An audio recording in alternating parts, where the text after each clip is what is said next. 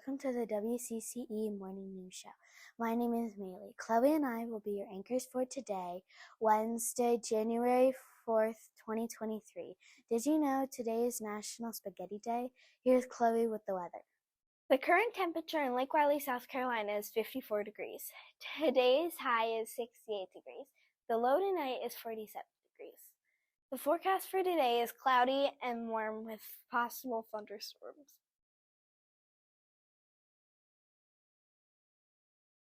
I pledge allegiance to the flag of the United States of America and to the republic for which it stands, one nation, under God, indivisible, with liberty and justice for all. I salute to the flag of South Carolina and pledge to the Department of State, love, loyalty, and faith. At Crowder's Creek, we pledge to seek smart solutions, be on board with learning, act responsibly, and respect others. Now for a moment of silence. Today for lunch, we will have chicken sandwich or pizza bagel fun lunch. Today's winners of the Book Machine token are in Miss Proctor's first grade class, Reed Passower, and in Miss Huff's fourth grade class, Wilson Lincoln. Congratulations to those students. Hi, my name is Anna Cox, coming to you live from Miss Moore and Miss O'Markey's team. I have the pleasure to be with the 2021 to 2022 CCE Spelling Bee champion, Saloni B. Roberts.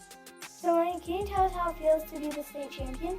It feels good, and it also makes me feel like I need to represent my school in the regional and national levels. What made you decide to sign up for the spelling bee? Honestly, it was on an impulse. The teacher asked who wanted to enter, and my hand shot up into the air. You were in third grade when you won. Were you intimidated by fourth or fifth graders? Of course I was. Who wouldn't be? But then I realized it wasn't a competition with them. It was a competition with myself. What advice or tips would you give the other spellers? The spelling bee will be hard. It's designed to be hard. But when you feel like giving up, just remember that in order to make it through, you need to persevere. And remember the phrase, fortune favors the bold. Tell us what regional spelling bee was like. It was intimidating and it was scary, but it was also exciting. It was definitely worth it in the end. Will you be signing up again to defend your title? Definitely. I can't just back out now, especially when there's so much more to learn and experience. That's awesome. I can't wait to see what happens. If you're in 3rd, 4th, or 5th grade and you want to compete in the CCE Spelling Bee, sign up today. Back to you, Mr. Mosier.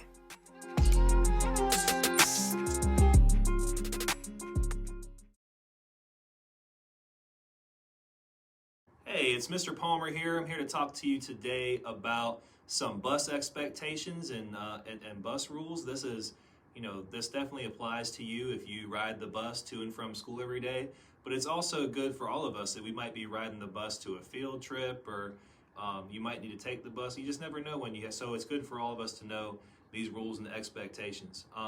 What we have is a little matrix for bus, B-U-S, and this matrix will help us to remember and understand what our expectations are for when we're riding the bus. The B is for be responsible, the U is for use respect, and the S is for us to stay safe. Under that umbrella of being responsible, we want to make sure that we are being on time, ready to board the bus, so that we share the seat. This has been an issue for students that don't want to share and give up that space. You will almost never have a seat to yourself on the bus. You always have to share and be nice with your friends. We keep everything in our book bag. We don't want to be taking things out that can get lost or fall under the seat or be used to be thrown around. If we see something, please speak up and say something. The bus driver is focused on driving, looking at the road, and we can't help and we don't know what isn't reported. So let us know if you see some unsafe behavior. Under using respect on the bus. When we use respect, we want to follow the directions of the adult. That's an expectation no matter where you are in a school setting. We want to take care of the bus. We've had issues with students, drawing on seats or digging or cutting into the fabric of the seat. We don't want to do that. We want to take care of it so it stays nice for all of us. We give respect to get respect, right? If you expect to be somebody who is shown respect, you have to give others respect in return. Use kind words and school language, right? That's a universal expectation for anywhere. Use kind words. Underneath safety, we want to make sure that for safety that we enter and exit the bus safely. That looks like walking on and walking off the steps of the bus, walking down the aisle. That does not mean running, jumping, skipping. Those are all unsafe behaviors because those steps are often very slippery. Once we're in our seat, we have to stay in our seat with our bottom on the seat facing forward. We should not be bouncing up and down, facing the rear. We should be staying in our seat so that we're safe and don't fall, because you never know what could happen out with the bus on the roads. We keep the aisle clear at all times. Your legs, hands, feet should not be out in the aisle. Your legs should be facing the forward, within the seat. And then, of course, we want to use a quiet voice. Why is it important that we use an inside or a quiet voice on the bus? The reason is because the bus driver is trying to focus and concentrate on driving the bus on the road to make sure you guys are all safe. Your parents do not allow you to act crazy and be loud when they're driving for your safety, so same applies for the bus. We appreciate in advance you guys following these expectations and rules for everyone's safety, and so that we don't have to follow through with any discipline, bus suspensions, and those type of things. Thank you, and you guys have a great day at Crowder's Creek.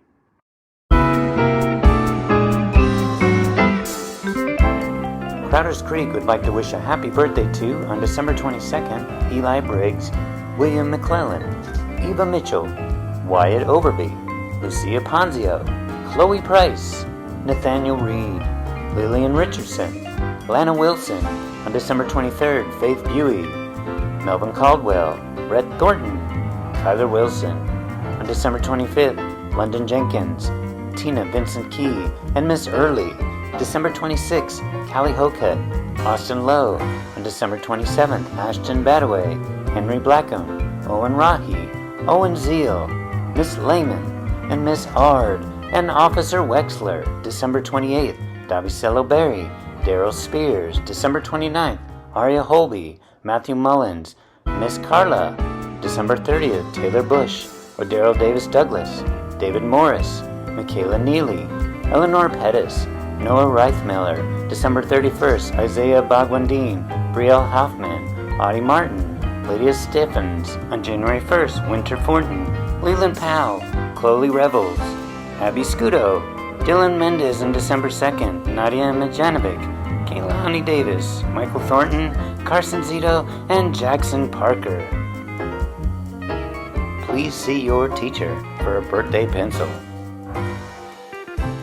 Good morning. I am Ariana Griffiths, and did you know that today is World Braille Day? And today is also Louis Braille's birthday, and I have a little story to read to you about Louis Braille. Who was Louis Braille? When Louis Braille was 3 years old, he had a terrible accident that left him blind. But being blind did not stop Louis from having a happy childhood. Living in the dark made him even more curious about the world around him. He was a bright, good-natured boy. He also had a remarkable memory. He couldn't read or write, but at the school in the small French village where he lived, he could listen and remember. He was one of the best students. At the age of 10, Louis went off to Paris to study at the only school for blind children in France. The library had 14 books for the blind that were printed with embossed or raised letters. The blind read them with their fingers. Louis couldn't wait to have books he could read by himself, but reading the library books wasn't easy. Each letter was so large that the reader had to trace it with many fingers. The reader also had to remember all the letters that had gone before to figure out a single word. Large letters meant large pages. The books were very long and weighed as much as 9 pounds. Only a few of the boys could get through them. Louis was one of them. Then he found out about something called night writing. Louis was excited. It used a code with raised dots instead of embossed letters. But he found out that night writing had problems too. The answer was to invent his own system. Louis worked for 3 years on his reading and writing code. By the time he was 15, he had figured it out.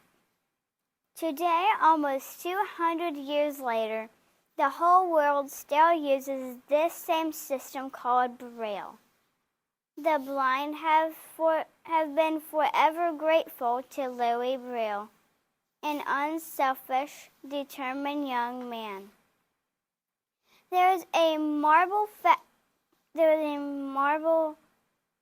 plaque in honor of Louis Braille at the family home in Courtrai, France. It says, "In this house, on January 4, 1809, was born Louis Braille, inventor of the system, reading in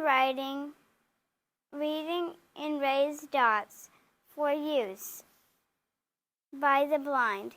He opened the doors of knowledge to all those who cannot see." That's all the news for today. Thank you for watching the WCCE Morning News Show. Have a great day.